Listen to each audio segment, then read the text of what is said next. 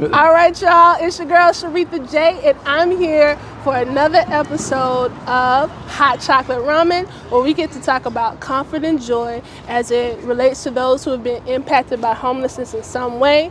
That said, I'm excited because I have one of my favorite people. Look, everyone's like my favorite person. But this one right here, this is my heart. My dear, dear brother, Anthony, always blesses me with good vibes. And so I hope that you stick around to get some of those good vibes today. That said, we're going to get into it. First and foremost, Anthony, I got to ask you, what's in your cup? What you got going on? Hot chocolate. You got a little hot chocolate. Add to the vibe because the temperature is dropping out here, right? Yes, it is. So we gotta stay warm. But tell me, what's your hot chocolate ramen? My hot chocolate ramen is it happened by accident. I accidentally burnt a burger that I put barbecue sauce in it, to make flavor. And it burned it, and it burned it to a crisp, but it was charred, and anybody else would have thrown it out. But what I did is I just added barbecue sauce to it, put it in a sandwich, and it was crispy and crunching. And I said, you know what? Since then I ever had a taste for it, and that's it. And I make it, and I said, and it is black burnt charred. So it's a burger or it's a loose meat sandwich. So because it fell apart, and it was supposed to stay together, but I put too much barbecue sauce in it.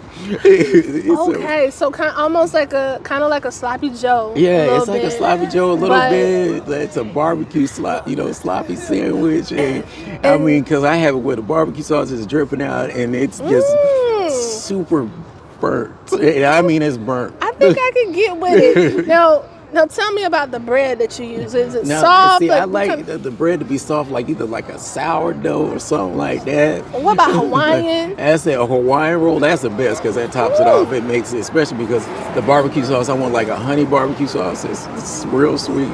Okay. So I feel you with your hot chocolate ramen. Yeah. You getting in some barbecue vibes, but you said you want that thing burnt. It needs to be burned. Crunchy. And when it gets to the crunchy burn, you're there. Okay, we'll keep that in mind. So, Anthony, we are in a season of gratitude. I think gratitude really is 365 each and every day. But I would love for you to share with us something that you're grateful for. That's it. I'm grateful. God bless. I have a bed to sleep in now, so I'm thankful for that. I get a shower. They getting clothes. I'm thankful for my family, especially in the time that I'm going through right now. Tell us more about that.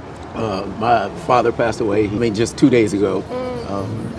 He had Alzheimer's, so he was dealing with that. I had him for 2 years, taking care of him myself as well. And so I got to know him, and we got closer. So I'm thankful for that time. Yeah. It was hard for me to take care of him, watching him declining. Yeah. But I'm thankful for that time because our relationship healed from some other stuff from younger, and we got close, and we got to be buddies. During that time period too, at the same time. So that I've got to say I'm thankful for that. Well, first and foremost, I want to say that I'm sorry to hear that your father passed, but it's really beautiful to witness the relationship through your experience and how you talk about your father. Y'all, every time I take a photo of Anthony, because I take photos, Anthony is camera ready at any given point. And this is one of the things I appreciate about him. He makes me get camera ready also, but every time I take a photo of Anthony, he says, there's my dad. He can see his dad in his reflection, in his resemblance. So I started to have a little bit of adoration for your father, and so I genuinely just express my condolences to you, okay, and your family. That said, I have one more question for you, okay? You ready for this?